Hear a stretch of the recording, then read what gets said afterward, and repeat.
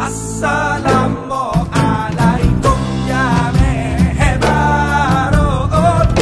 Bismillahirrahmanirrahim. Assalamualaikum warahmatullahi wabarakatuh.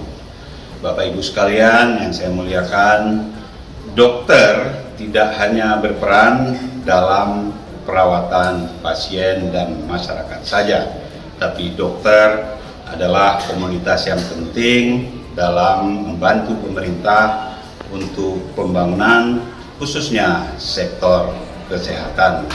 Bapak Ibu sekalian, masyarakat Aceh adalah masyarakat yang sangat menghargai tamu. Ada adat yang kita sebut pemulia jamek.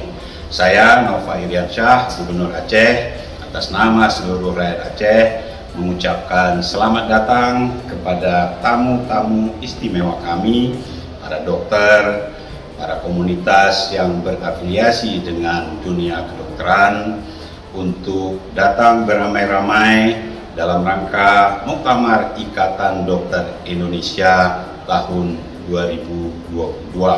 Saya sebagai Gubernur Aceh berharap semoga Muktamar IDI kali ini dapat menghasilkan konsep-konsep pendidikan kedokteran dan konsepsi-konsepsi dunia kesehatan yang mampu menyesuaikan dengan teknologi kekinian.